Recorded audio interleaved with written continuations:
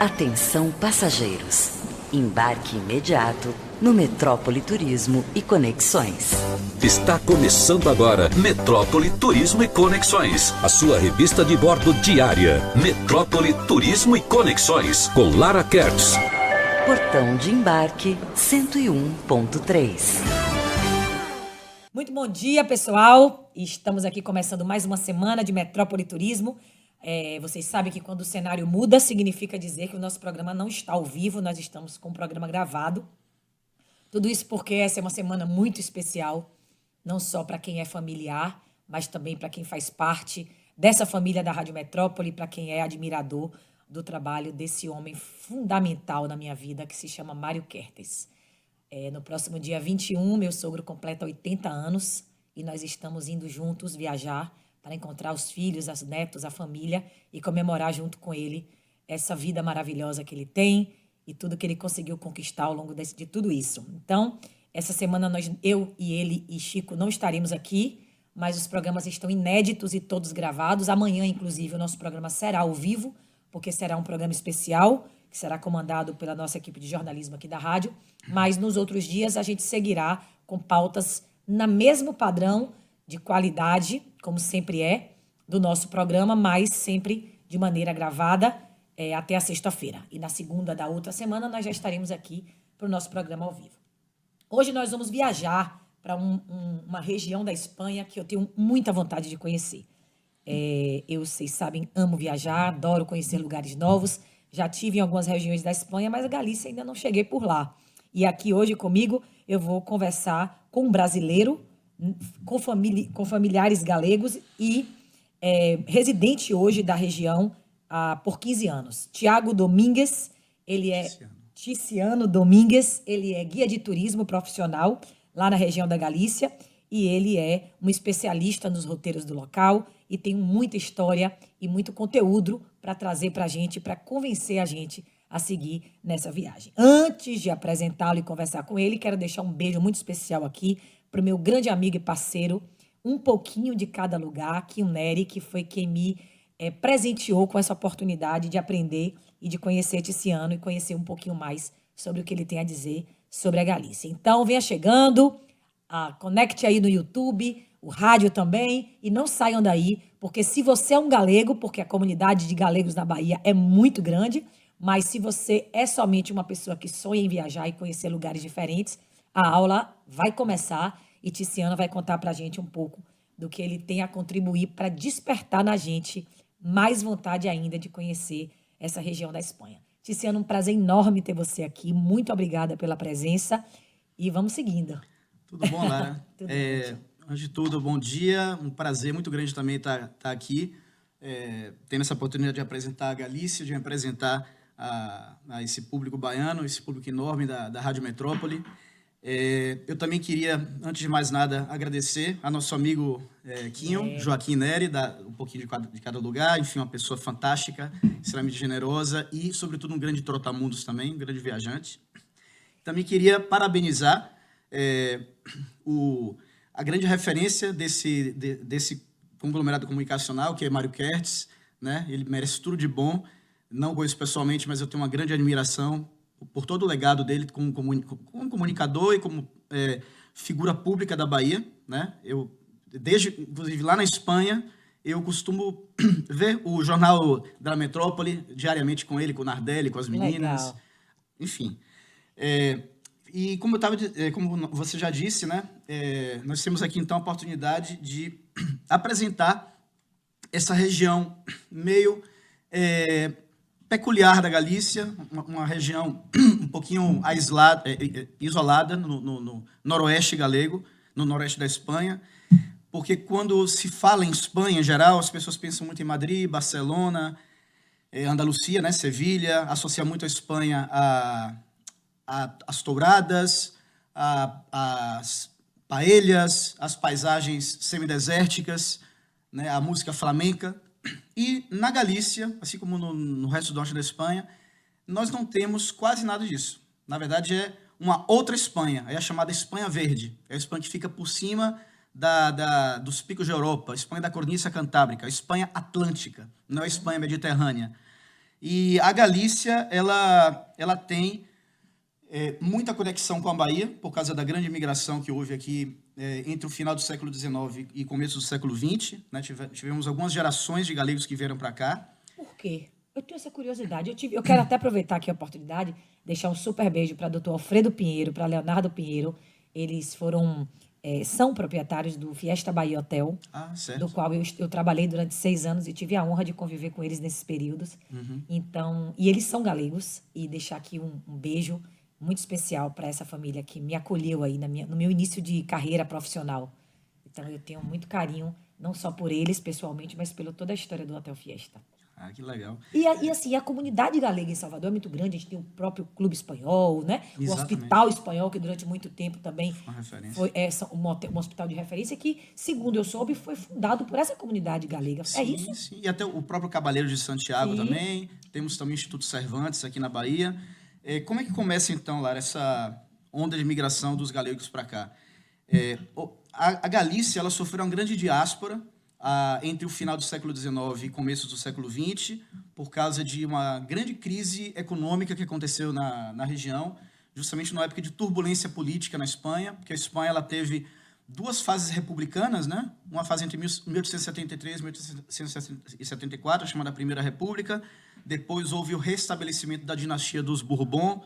Depois houve a Segunda República, na década de 30, e houve a Guerra Civil Espanhola entre 36 e 39. Por causa disso, inclusive, a Espanha foi neutra na Segunda Guerra Mundial. Né? Então, houve essa diáspora galega para vários lugares do mundo, sobretudo para Cuba, para Argentina, para Venezuela. E aqui no Brasil, houve uma imigração também bastante relevante, sobretudo para a Bahia e para o Rio de Janeiro. Né? Houve um estudo, inclusive, de uma pesquisadora, a pesquisadora brasileira Érica Sarmiento. Ela fez um estudo aprofundado sobre a imigração galega para o Brasil, e um estudo comparado dessa imigração com a imigração a Buenos Aires, que muita gente chama de Buenos Aires da 5ª província, porque a Galícia tem 4 províncias, eu vou explicar isso daqui a pouco. Mas Salvador, especificamente, e Rio de Janeiro foram muito relevantes nessa chegada dos galegos para cá, por causa dessa pressão da crise econômica, de galegos que queriam buscar uma perspectiva de uma melhor vida no futuro, no Novo Mundo, na América. Né? E, falando especificamente da imigração para o Rio de Janeiro e para a Bahia, dos galegos que vieram para cá, 52% vieram da província de Pontevedra, 31% de Ourense, 15% de La Corunha e só 2% de Lugo. Então, a maior parte vem de Pontevedra, especificamente para a Bahia.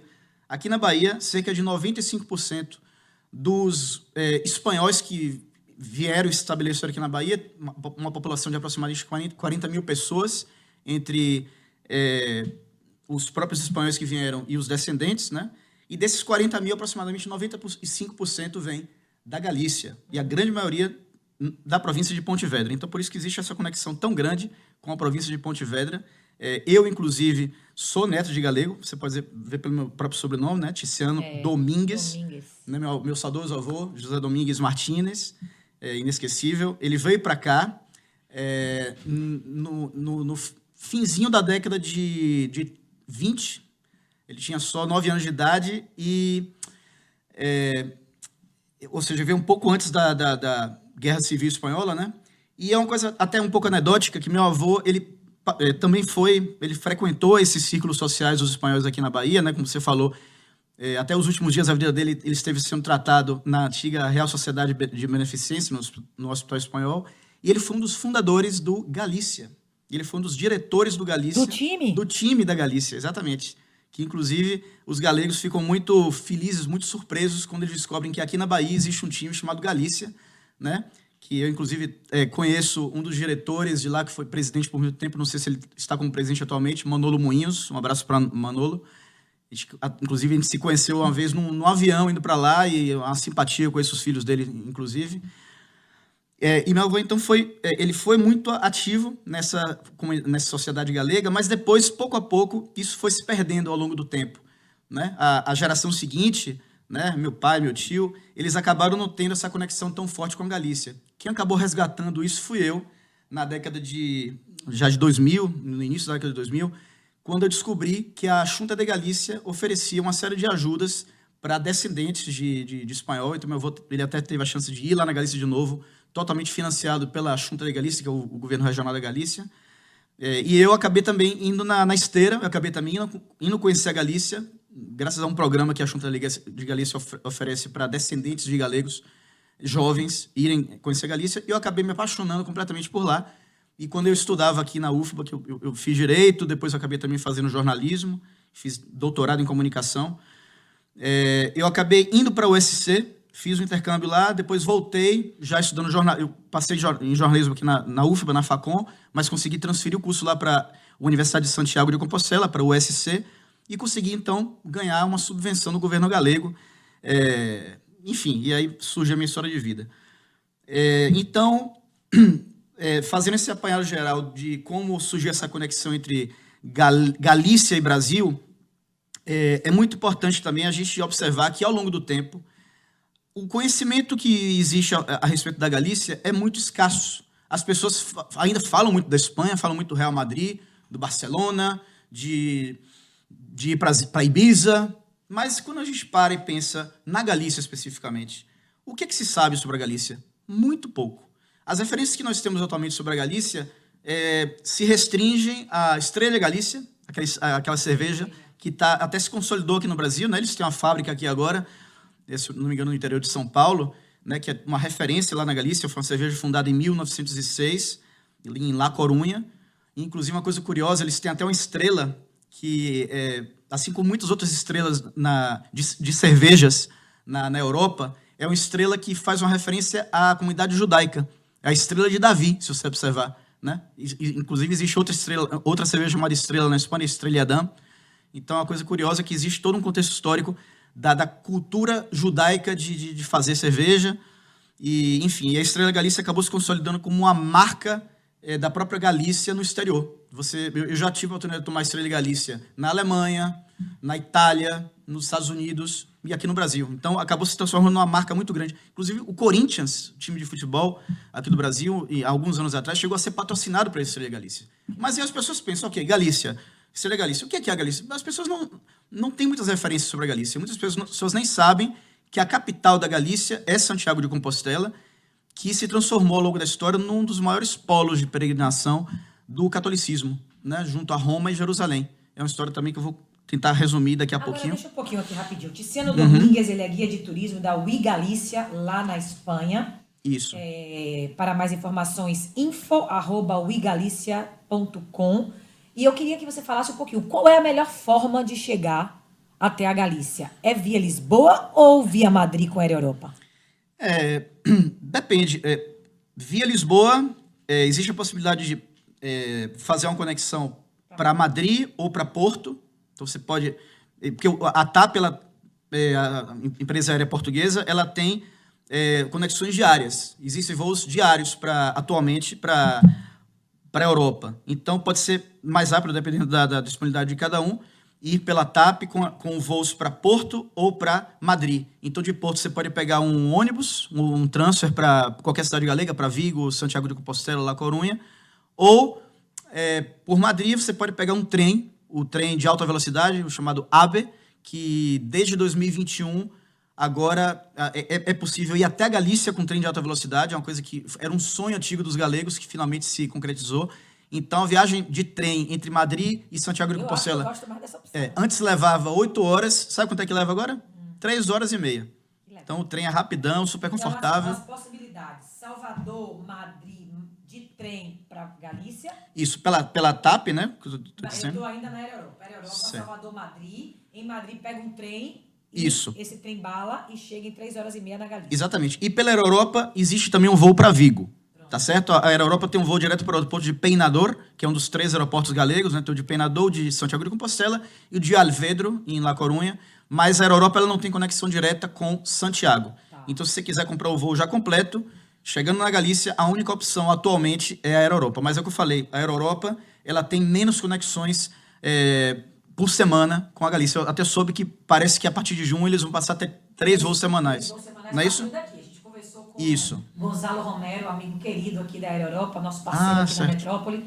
E aí ele veio aqui exatamente para conversar com a gente sobre essa novidade, né? Antes da pandemia, a gente tinha 3 frequências semanais regulares com a Aero Europa. Depois da pandemia, a gente perdeu isso. E agora estamos com 2, mas muito em breve a Aero Europa volta a operar 3 vezes por semana. E é sempre bom registrar que a Aero Europa é a empresa espanhola que no Brasil chegou através de Salvador e através da É verdade, porque foi antes... aqui o primeiro voo e foi aqui que a gente está há tantos anos. Exato, Então, eu quero até ressaltar é um grande que parceiro. a Aero Europa, ela tem aviões que nos Dreamline, últimos... O 787 Dreamliner é um avião extremamente confortável, né? A TAP ela trabalha com o Airbus A330-900 Neo, que também é um avião muito bom, mas o da Aero Europa é talvez a opção ainda de mais... TAP é Salvador, Lisboa, aí depois Isso. Lisboa, Porto.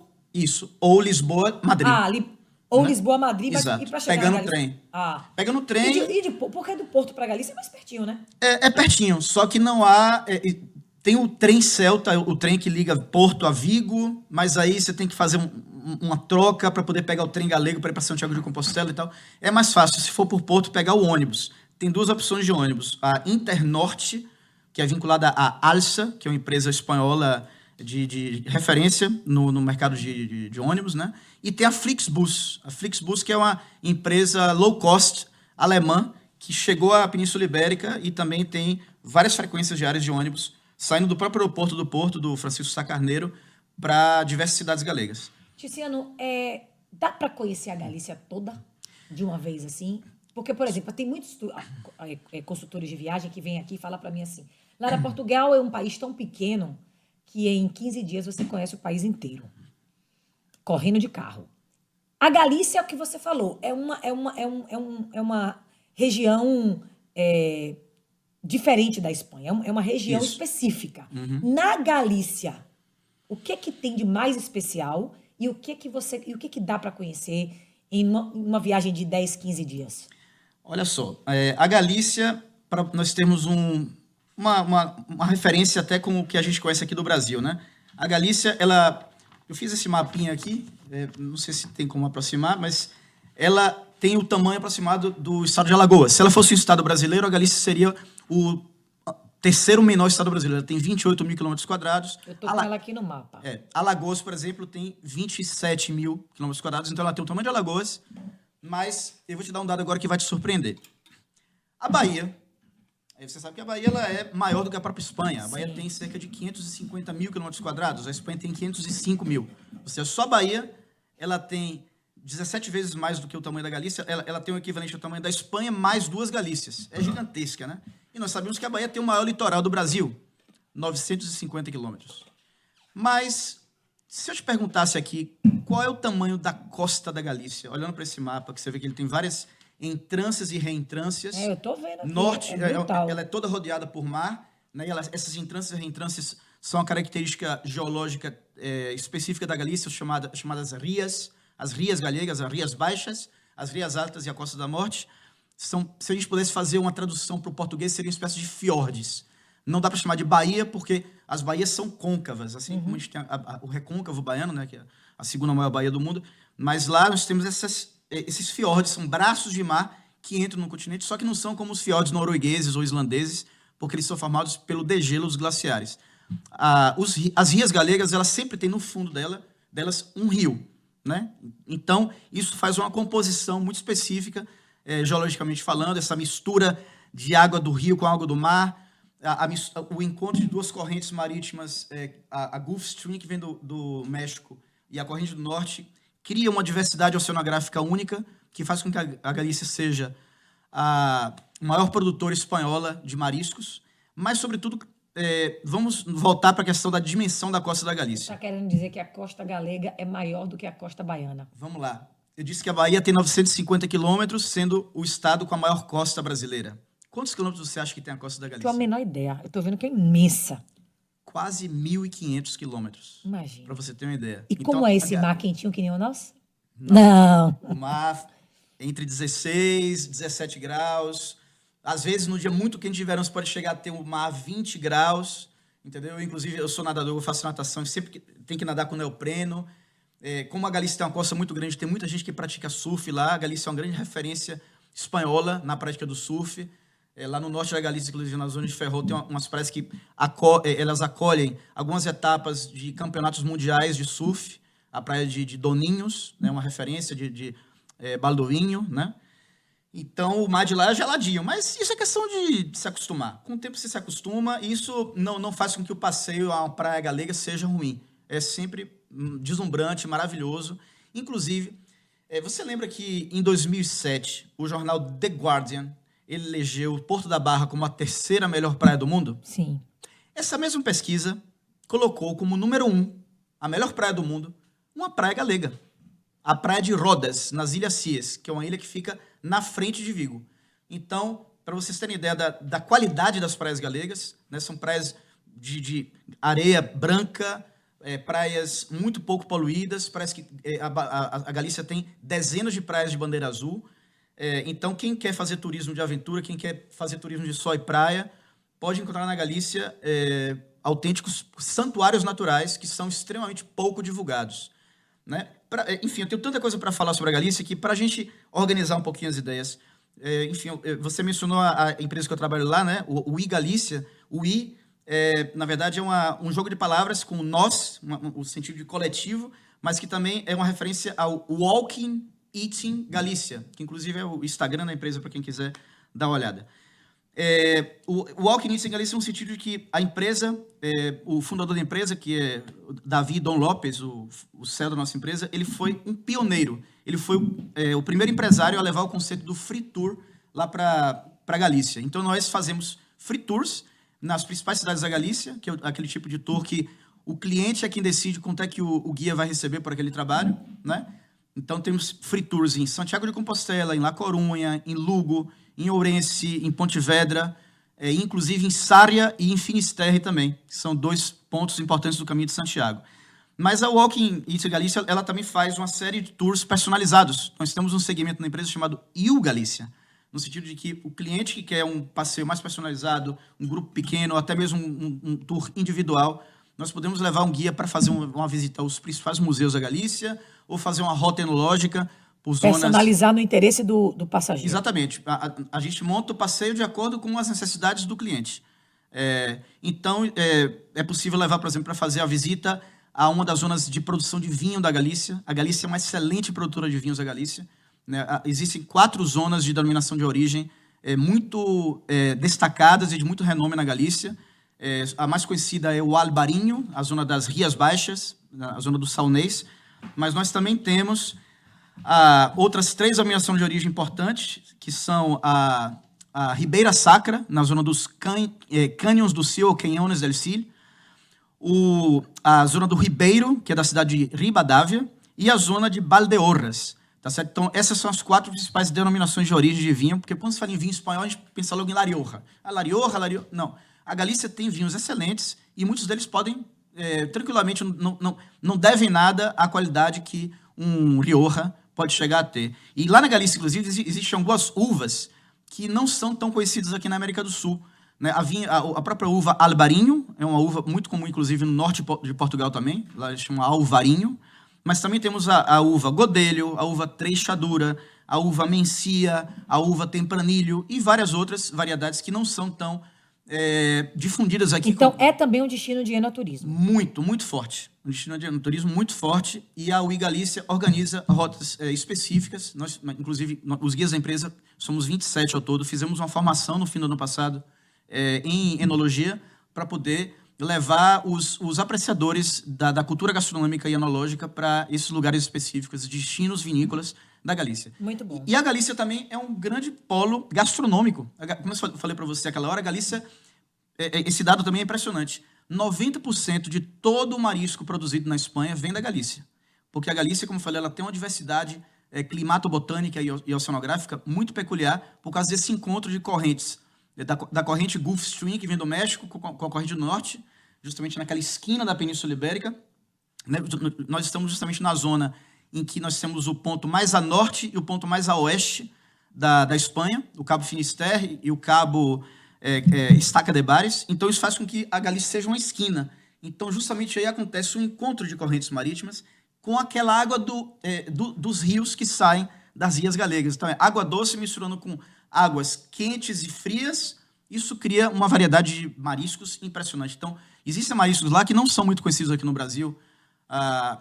Os percebes, que são talvez os mais caros de todos, né? As nécoras, as navalhas, os berberechos, a vieira e a zamborinha. Mas a vieira, inclusive... Eu amo vieira. A vieira, ela é o símbolo do Caminho de Santiago. Eu vou explicar daqui a pouquinho para vocês por que ela se consolidou com esse símbolo. E eu costumo chamar a vieira de um molusco rei. Né? Você que já provou vieira, Lara, sabe que a vieira ela tem uma concha muito bonita, né? Inclusive, aquela rede de postos de gasolina Shell em inglês significa concha, né? Aquela Shell é justamente a concha da vieira. E a vieira em si, que você come, ela é tão contundente que ela parece um peixe. Ela parece você um peixe. Você corta ela, né? Você pensa que, na verdade, ela é como se fosse uma ostra, mas a ostra é molenga, tem outra textura. Enfim, parece um pedaço de peixe, né? Parece um pedaço de peixe. É uma coisa deliciosa. Então, a Galícia, ela é uma grande referência gastronômica, sobretudo em termos de mariscos, mas também temos carnes de muita qualidade, justamente pelo que eu te falei que a Galícia é muito chuvosa. Ela faz parte da chamada Espanha Verde, o chamado Tercio Norte da Espanha, que é muito chuvoso. Então, existe uma variedade e uma qualidade de carne muito apreciada lá na Galícia, chamada terneira gallega, que é muito boa também, né? E também existe toda uma cultura de pulpo, o chamado polvo, né? É um dos pratos típicos da Galícia, o pulpo la gallega, o pulpo à feira, que tem, inclusive, alguns restaurantes aqui em Salvador que fazem maravilhosamente, né? E, enfim, a Galícia ela é um esplendor gastronômico e enológico e que ainda está por ser descoberto. Porque a Galícia também ela é muito mais barata do que alguns outros lugares mais famosos da Espanha, que às vezes tem muita fama, mas não tem tanta qualidade. Ou quando tem qualidade, eles precisam trazer da Galícia para poder oferecer ao público mais mainstream, digamos assim. Muito bem. Tiziano Domingues, guia de turismo na Galícia, conversando aqui com a gente hoje sobre os encantos desse lugar no noroeste da Espanha. Tiziano, quem vai à Galícia pela primeira vez, qual a principal cidade a ser conhecida? Porque Santiago de Compostela é um caso à parte. As pessoas falam muito de Santiago de Compostela como um destino que está muitas vezes até desconectado da Galícia. Vamos para onde? Vamos para Santiago de Compostela, né? Vou fazer o caminho de Santiago. Tem muito essa conversa. É um capítulo à parte, a gente vai falar sobre Santiago daqui a pouco. Mas quem não quer caminho de Santiago, quem não quer fazer percurso nenhum, quer conhecer a Galícia, qual é a principal cidade para se instalar e o que tem para fazer por perto? Vamos lá. Eu realmente preciso falar bastante de Santiago, é o foco principal, por ser o principal destino turístico da Galícia, mas a Galícia ela tem uma série de outros atrativos e, inclusive, eventos históricos que, às vezes, não chegam até a gente. Até para eu poder me formar como guia turístico lá, eu tive que sofrer passar por uma nova formação de história e geografia para poder conhecer essa avalanche de acontecimentos históricos. A gente pode começar, inclusive, por Baiona. Baiona, que é uma cidade que fica pertinho de Vigo, que tem uma fortaleza impressionante. Uma fortaleza, inclusive, foi convertida em um hotel, em um parador, o Parador de Baiona. Baiona, ela é simplesmente a cidade que recebeu a notícia da descoberta da América. Você entender que Cristóvão Colombo ele chegou em Baiona, junto com suas caravelas, em 1493, e Baiona ela se consolidou como esse porto, esse lugar extremamente simbólico pela chegada de Cristóvão Colombo. Inclusive, uma das caravelas, a caravela La Pinta, ela está exposta lá em Baiona. Existe uma réplica dessa caravela para poder ser visitada, se você tiver acesso a isso aí na internet. Então, Baiona, que fica a cerca de 20 minutos em carro de Vigo, é um lugar que eu definitivamente recomendo que seja visitado. Então, eu já acabei de falar de Vigo. Vigo é uma cidade que fica ao lado de Baiona, é a maior cidade da Galícia. Vigo tem cerca de 295 mil habitantes. O que se faz em Vigo? Vamos lá, é uma Vigo... cidade histórica? É uma Isso. cidade cultural? É uma cidade... Me diga um pouquinho. Sol e praia, coisas. qual é o principal atrativo turístico? Um pouquinho de cada coisa que você falou aí. Vigo é uma cidade que fica na Ria de Vigo. É a primeira ria galega para quem vem de Portugal. É a ria mais a sul da Galícia. É uma ria baixa, né? Vigo, ela se tornou a maior cidade da Galícia porque ela é um porto muito importante. Ela é um porto muito estratégico. É a principal porta de entrada de uma série de produtos na Galícia, é a principal porta de saída dos mariscos galegos. Então, Porto de Vigo é uma cidade que vive para o seu porto. Grande parte da costa de Vigo é o porto, né?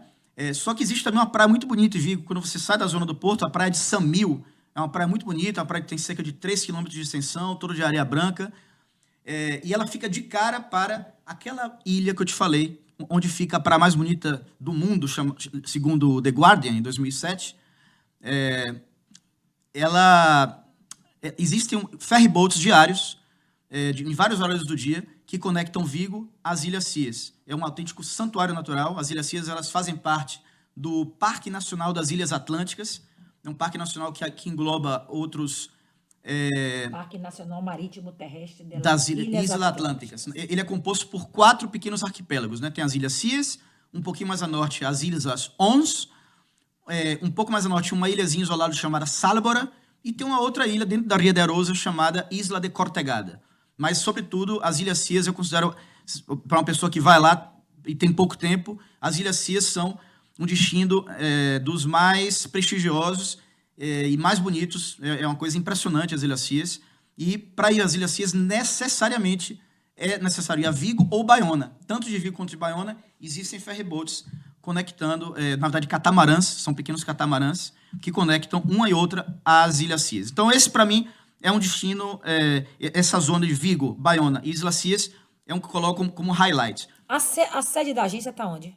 A sede da agência que você trabalha. Onde você mora? O iGalícia, ela fica na Praça de São Miguel de Agros, em Santiago de Compostela, mas só que nós temos outras sucursais distribuídas pela Galícia inteira. Nós temos também uma pequena base em La Corunha, uma pequena base... Onde você mora? Eu moro em Santiago de Compostela. Mora mal. Nossa senhora, eu sou apaixonada por aquilo ali. Olha, gente, deixa eu dar uma pausa rápida aqui, só para situar vocês. Tiziano Domingues, brasileiro, mas guia de turismo lá na Galícia, na Espanha. A gente está aqui aprendendo, conhecendo e despertando ainda mais a vontade de conhecer esse destino. Vamos fazer uma parada rápida para o intervalo comercial e, na volta, vamos falar da terra dele, da cidade que ele vive e desse lugar que é tão desejado por todos, que é Santiago de Compostela. Daqui a pouquinho a gente volta. Até mais.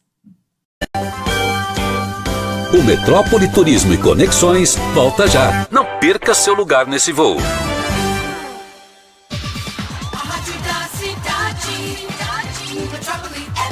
Toda a potência artística negra da Bahia está na 3ª edição do Concha Negra. Nossa arte, nossa força. Dia 22 de março, às 18h30, o Olodum vem com tudo, celebrando seus 45 anos de história, com Majur, Pierre Onassis e abertura com Islã das Minas. Ingressos limitados, viu? Compre na bilheteria do TCA ou pelo Simpla. Não dá pra perder um showzaço desse. Dia 22 de março, 18h30, na Concha. É Olodum, Governo do Estado. Cultura em toda a Bahia.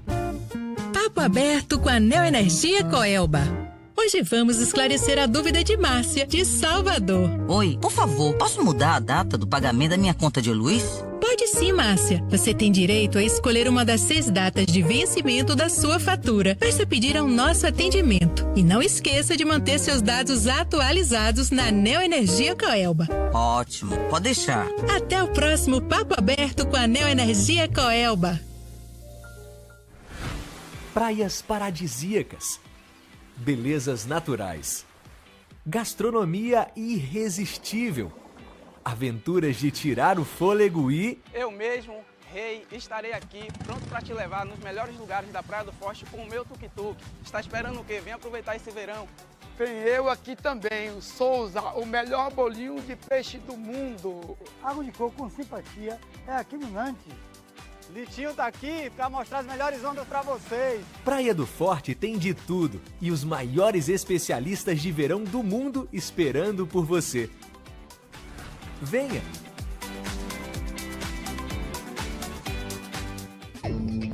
Dica odontológica. Olá, tudo bem? Meu nome é Leonardo Raskin, endodontista, e irei falar um pouco sobre o assunto.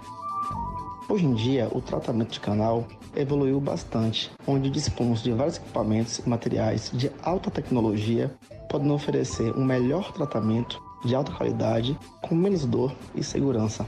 Silvânia Rocha Odontologia. Responsável técnico, doutora Silvânia Rocha, CROBA 14011. A melhor maneira de transformar uma cidade é transformando a vida das pessoas. Por Por isso, a prefeitura que mais investe em ações sociais no Nordeste está lançando o Vida Nova, um programa que traz acolhimento para pessoas em situação de rua, distribuição de refeições gratuitas, cursos profissionalizantes, aluguel social, kit enxoval e, principalmente, esperança para quem mais precisa. Prefeitura de Salvador, cuidando da gente, colada com a gente. Conheça o Hotel The Ville Prime Salvador e as suas novas áreas de lazer. 5 bangalôs com piscina e serviços exclusivos, 3 quadras de beach tênis, piscina infantil com playground aquático e o melhor da gastronomia para uma hospedagem incrível. Desfrute de um verdadeiro oásis urbano. Acesse deville.com.br e faça a sua reserva. Toda Salvador, toda Salvador. Toda Salvador na boa, toda Salvador de boa, toda Salvador no Boa Praça. Toda Salvador. Tem segurança e um mundo inclusivo, empreendedores e artistas criativos, a gastronomia da Bahia e do mundão. A criançada esquece o celular e brinca de montão. Apoio Rádio Metrópole e Prefeitura Municipal de Salvador. Toda Salvador, toda Salvador na boa, toda Salvador de boa, toda Salvador no Boa Praça. Toda Salvador. A Rap Tour vai dar a volta ao mundo e preparou roteiros incríveis para você. Conforto, segurança e atendimento diferenciado para realizar seu sonho e fazer você cada vez mais rap. Programe suas férias. Ligue 3270-7200. Rap Tour, mais do que uma agência, a sua companhia de viagem. www.raptour.com.br. A Alcance Viagens anuncia suas próximas saídas pelo Brasil. Em junho, nas férias de inverno, vamos curtir Blumenau, Pomerode, Camboriú e o Parque de Diversões Beto Carreiro. Em agosto será a vez dos Lençóis Maranhenses. Para quem tem fé, em outubro estaremos presentes no Círio de Nazaré, com extensão a Alter do Chão, em Santarém. E em novembro, a nossa tradicional saída para o Natal Luz de Gramado. Todas as viagens com guia acompanhante. Solicite roteiros, preços e forma de pagamento. Alcance Viagens, 3355-8700. No Instagram, @viagensalcance. Ou visite alcanceviagens.com.br. O seu sonho começa aqui.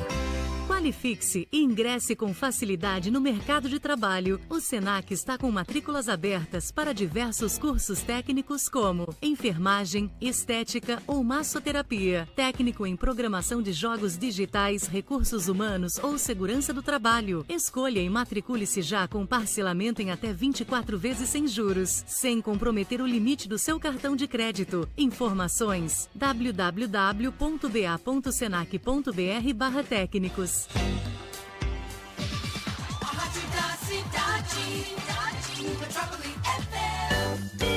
Voltamos com o Metrópole Turismo e Conexões com Lara Kertes. Embarque autorizado. Muito bem, voltamos aqui, eu e Tiziano Domingues, guia de turismo na Galícia. E a gente já contou um monte de coisa especial, já falamos como chegar, já falamos sobre gastronomia, sobre enoturismo, já falamos sobre muitas coisas. Você que perdeu, volta lá depois no youtube.com/portal Metro1, compartilhe com os amigos galegos aqui que vivem na nossa cidade, compartilhe com quem está indo viajar, com quem tem vontade de conhecer. Enfim, compartilhe aí essa entrevista com os amigos de vocês e curtam, por favor. Tiziano, a gente vai falar de Santiago de Compostela, mas você quer dar 2 dicas ainda antes de Vigo. Falamos já sobre Vigo e que outras cidades você gostaria de indicar aí na Galícia? Eu também acho muito importante mencionar La Coruña, né? La Coruña, que é muito conhecida pelos baianos quando a gente fala de futebol, por causa de Bebeto. Bebeto que jogou aqui, começou a jogar aqui no Vitória, depois voltou para o Vitória e tal. Ele acabou marcando uma era do futebol espanhol quando ele jogou no chamado Super Depor, nos anos 90, né? Ele foi campeão da Copa do Rei. O Deportivo, depois de Bebeto saído, acabaria também sendo campeão espanhol na temporada de 99-2000. Então, o Deportivo de La Coruña é uma grande referência também na cidade. E eu não tinha falado do Celta de Vigo, né? O Vigo tem o único time da Galícia que atualmente está na primeira divisão, que é o Celta de Vigo. E leva esse nome por causa da origem celta da Galícia. Né? La Coruña é extremo norte da Galícia? Isso, La Coruña fica fica no mapa. La Coruña Na fica no ponta norte, de lá. Vigo fica Vigo aqui. já Isso. vi. Vigo é a maior cidade da Galícia, como eu falei, tem 295 mil habitantes, mas não é capital da própria província. Ela pertence à província de Pontevedra, que é aquela província que eu disse que emitiu a maior parte dos galegos que vieram para a Bahia, da qual, inclusive, eu tenho o orgulho de ter as minhas origens. Meu avô ele é de Pastos de Borbém, de um pobrecito, de uma aldeiazinha chamada Chunqueiras. Mas La Coruña é a segunda maior cidade da Galícia e é capital da própria província. Ela tem 250 mil habitantes e é uma cidade, é uma das locomotivas econômicas da Galícia, né? Vigo também, como eu falei, ela tem atividade econômica portuária muito importante em relação ao porto. E Vigo tem também uma coisa que eu não falei ainda, que é a fábrica da Citroën. É a maior fábrica da Citroën fora da França. Uma marca de carros, inclusive é popular aqui no Brasil, né? E isso também faz com que Vigo seja uma grande potência industrial. La Coruña é também uma potência industrial por causa da Estrela Galícia, aquela cervejaria que eu falei para vocês, e por causa da Zara. Vocês sabiam que a Zara é galega? Não. Inclusive, a primeira Zara do mundo está lá em La Coruña, na rua Juan Flores. Já quero conhecer. Então pronto, bota aí na sua agenda. Mas só que a Zara ela faz parte de um grande conglomerado industrial, a chamada Inditex. A Inditex ela abarca outras marcas importantíssimas, menos conhecidas fora da Espanha, mas que são também referências do segmento têxtil na Espanha, como a Massimo Dutti, Pull&Bear, Bershka, né? E várias outras importantes. Inclusive, nessa rua Juan Flores, além da primeira Zara do mundo, que está lá conservada, do ano 1975, existem várias outras marcas da Inditex nesse próprio quarteirão. Eles chamam La Manzana de Inditex, né? Inclusive, o fundador da Inditex, Amancio Ortega, é o homem mais rico da Espanha e já esteve entre os 10 mais ricos do mundo, segundo a revista Forbes, há alguns anos atrás. Então, La Coruña, o que La Coruña tem de tão interessante?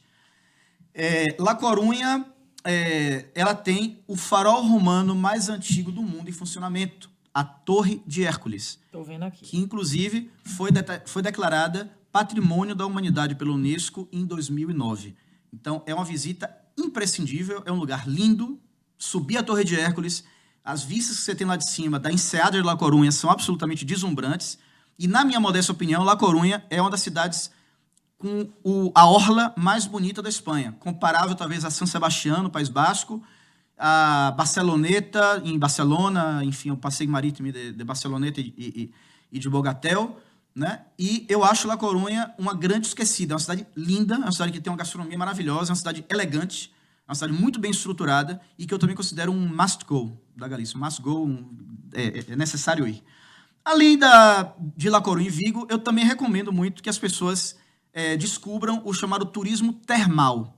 Você sabia que a Galícia tem a segunda cidade europeia com a maior quantidade de termas naturais? Com águas que vêm aquecidas do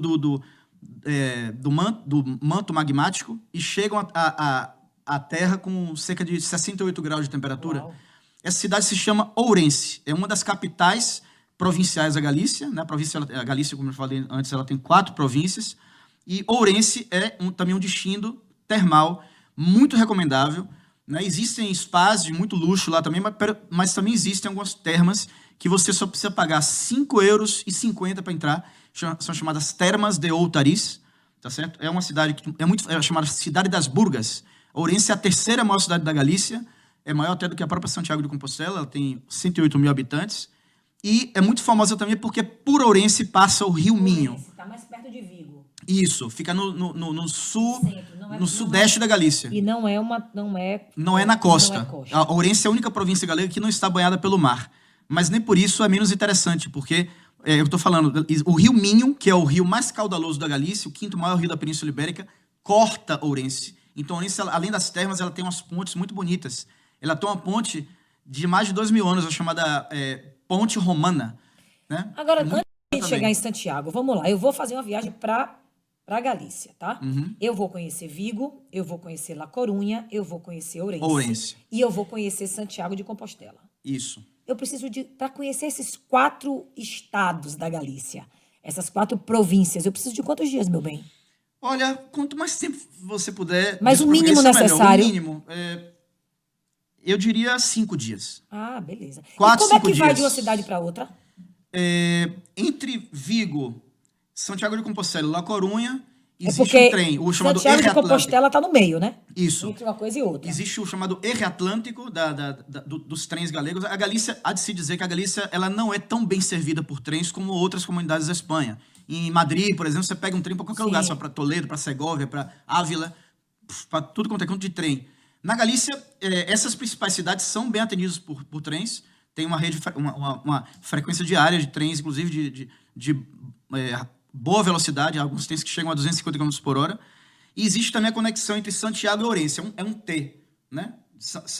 Vigo, Santiago, Corunha e Santiago, Ourense. Sim. E aí tem o trem de Corunha para Lugo, que é um trem mais lento, é um trem mais antigo, e a conexão existem muito poucas frequências diárias. Então, se for para ir para outras zonas, fora essas que eu mencionei, o que é mais recomendável é alugar um carro. Alugar um carro... Como é que são as estradas? Muito boas. De carro, quanto tempo, por exemplo, de Vigo para Ouriço? Vigo para Ourense, pela A52, uma horinha, 55 minutos. É uma autovia de alta capacidade.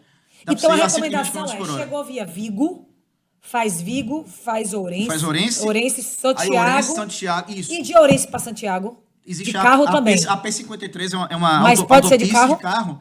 Uma hora também. Beleza. E de Santiago para... Corunha, La Corunha. AP9 é uma autopista também muito boa. La Corunha está a 72 km de Santiago. 1h30, 2 horas. 45 minutos de carro a 120 km por hora. Então, essas são as principais cidades, as melhor conectadas. Tá, né? agora vamos lá. Cheguei em Vigo, quantos dias? Mínimo. Vamos lá, para poder ir a Baiona, Ilha Cias e tudo isso, eu diria 2. 2 dias. Aí peguei o carro, fui para Ouriço. Ourense. Não precisa dormir em Ourense. É passar o dia, conhecer o centro, andar pelas pontes, ir na Ponte Milênio, na Ponte Romana e as termas de Outariz, curtir ali a água termal. A menos que você queira ficar num resort, num spa bacana. Aí outra história. Quem for fã de turismo termal, a Galícia tem uma grande variedade de spas, de termas disponíveis. Para um turismo de conhecimento, um dia na Galícia, sai de manhãzinha, final da tarde segue para Compostela. E sobe para Santiago, já dorme em Santiago. Dorme em Santiago. Aí você é suspeito para dizer, mas quantos dias em Santiago sem fazer o caminho de Santiago? Vamos lá. Eu diria 2 dias também. 2 dias. Para poder visitar os principais museus, para poder fazer uma visita muito detalhada na catedral. De repente, se você vier lá também, obviamente, fazer um tour por Santiago com a UI Galícia, conhecer o Museu da Catedral de Santiago, né? 2 noites em Santiago, sobe para La Corunha. La Corunha. E aí, quantos dias em La Corunha? Eu também... Nós já temos 5 dias aí, né? Tá apertado. Eu diria 1 dia, então, em La Corunha. 1 dia para poder curtir pela manhã as principais atrações da cidade, ir à Praia de Riazor, ir ao Monte de São Pedro, subir a Torre de Hércules e, se tiver tempo, se tiver com carro, ir até Finisterre, ir até o Cabo Finisterre, que é um lugar extremamente simbólico, porque foi pensando no Cabo Finisterre que o apóstolo Santiago de Compostela, o único apóstolo de Jesus Cristo, decidiu sair da antiga Judéia, cruzar todo o mar Mediterrâneo e chegar até a antiga Galécia, né, que é como a Galícia era chamada pelos romanos. Agora vamos cá, uma pergunta. Tô aqui, o banho de mar é melhor em Vigo ou lá em cima, em Corunha? Depende. Se o objetivo for surfar, tem que ir a alguma praia atlântica. Então tem que ir, por exemplo, para a praia de Corrubedo, tem que ir para Pantin. É contemplar. Se é contemplar e ficar... Vigo é melhor. Onda, a praia de Samim em Vigo é maravilhosa.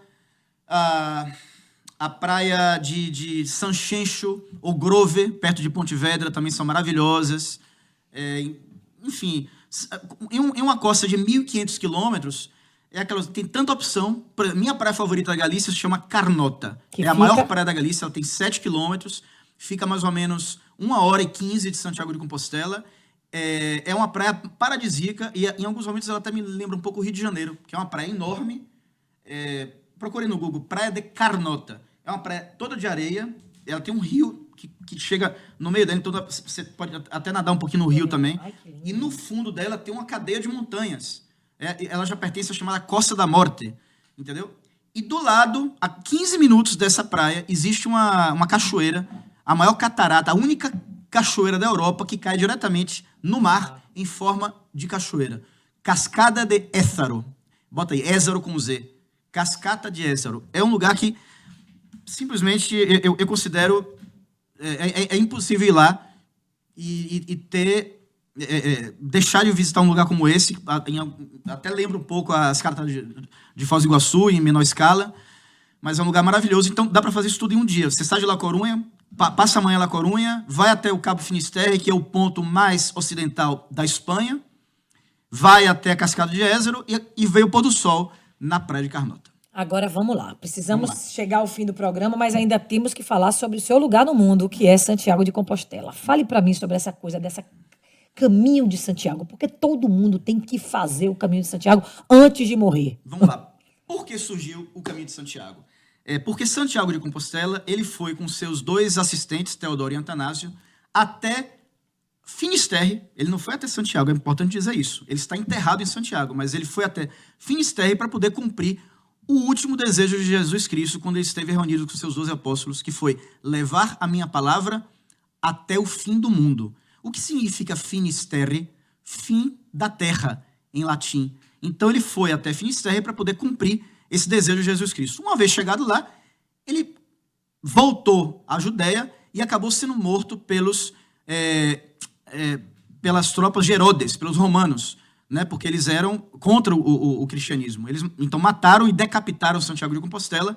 E então Teodoro e Antanásio conseguiram recolher o corpo dele a tempo e levaram de volta, empreenderam outra vez toda essa viagem até a Península Ibérica e ao chegar à Galícia, eles começaram a buscar um lugar que eles considerassem idôneo para poder enterrar o apóstolo Santiago. Depois de alguns dias caminhando com o corpo, eles estavam com muita sede, eles precisaram beber água. E encontraram uma fonte ao lado de um monte chamado Monte Libredon. Beberam essa água, consideraram isso um milagre. Graças a Deus eu encontrei essa água aqui, senão a gente ia morrer.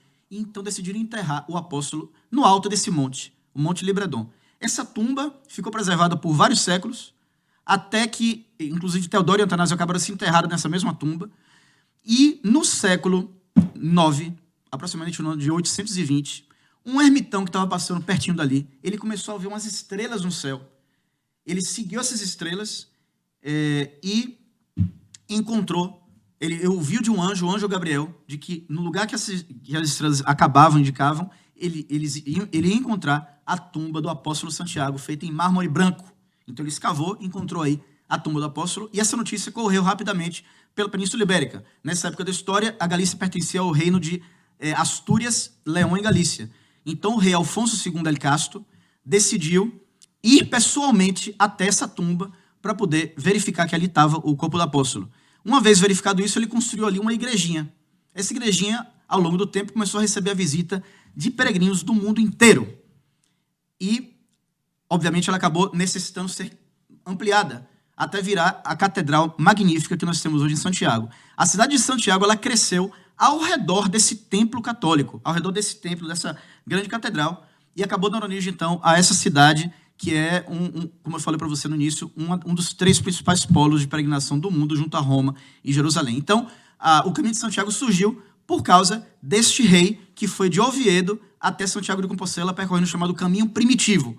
Foi o primeiro das 6 principais rotas de Caminho de Santiago que existem. Nós temos o caminho francês, que é o mais famoso de todos, graças a Paulo Coelho, ao livro Diário de um Mago, né? Mas também temos o caminho português, o caminho da Via da Prata. É isso que eu quero saber. Qual o caminho mais tranquilo e qual o caminho mais hard? O tranquilo em quanto tempo, o hard em quanto tempo? Para chegar no mesmo lugar. Na verdade, a distância mínima do caminho é o próprio peregrino que estabelece. Ele não precisa fazer o caminho inteiro. Na verdade, existem caminhos que vêm até da Rússia, tem caminhos que vêm da Turquia, caminhos que vêm do sul da Grécia.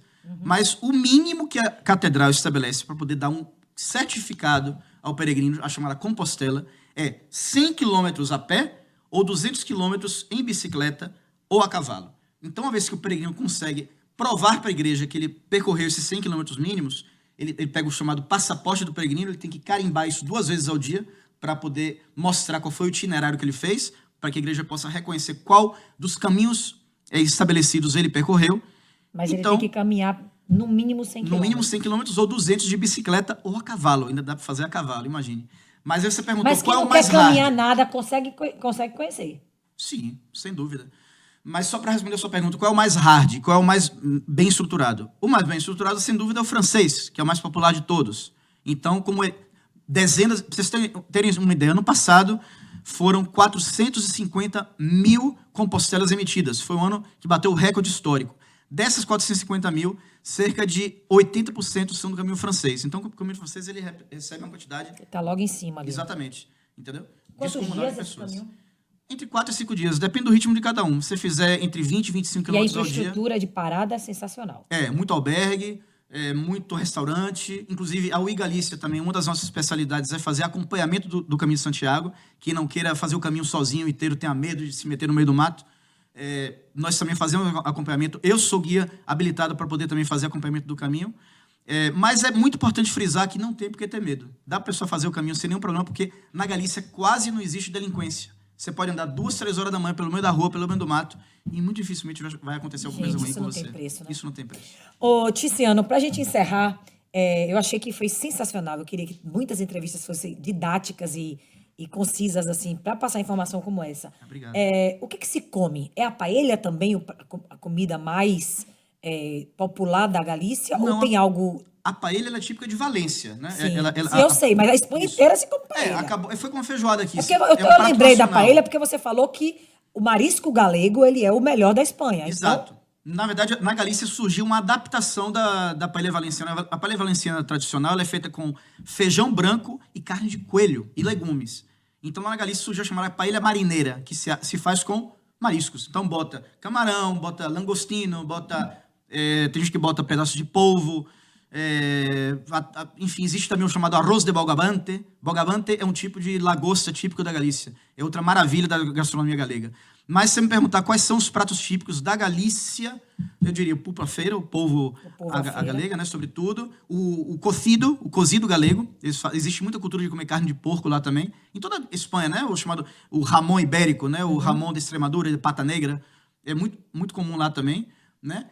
E a carne galega, eu falei para você também, a terneira galega é espetacular, existem várias maneiras de fazê-la, né? E a Galícia, ela tem, inclusive, alguns restaurantes muito bons, que tem estrela Michelin, na costa galega, em Santiago de Compostela. Enfim, eu teria um monte de dicas. Agora, deixa eu só falar uma coisa aqui, que você falou de paella, eu gosto sempre de lembrar, quando eu me lembro de alguém, eu dar uma referência aqui, para quem quiser comer, atenção, a melhor paella, tanto a valenciana, quanto a marineira em Salvador, não deixem de conhecer Dom Rai.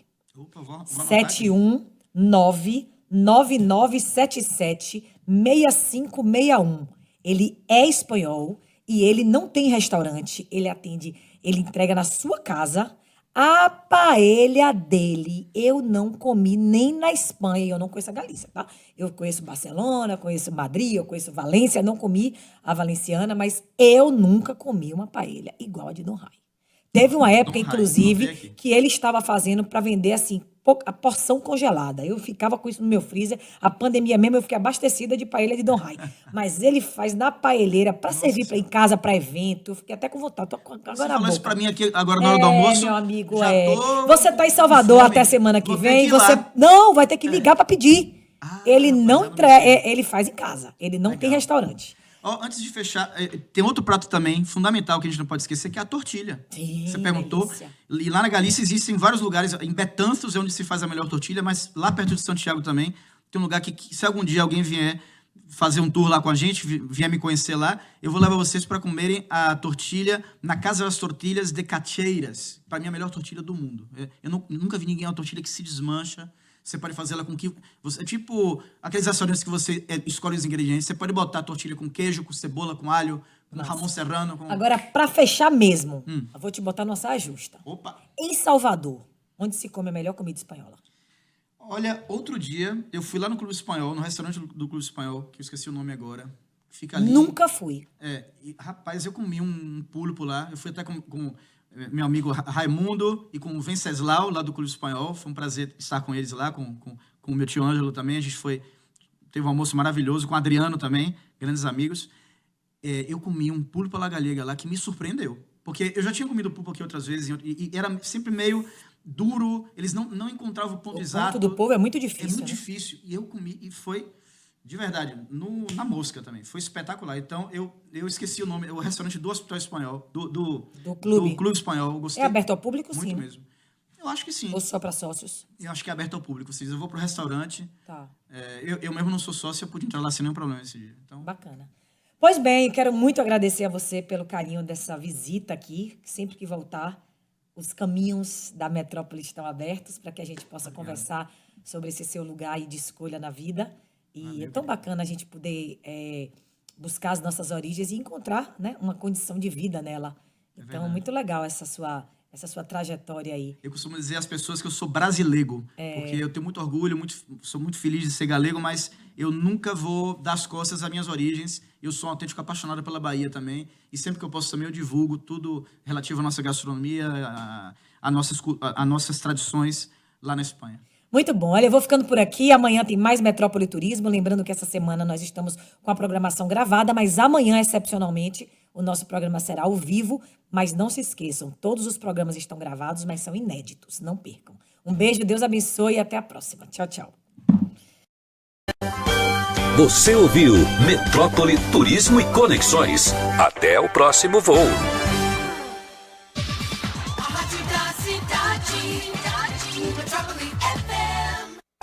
Para morar ou investir, conheça os apartamentos personalizáveis da Sense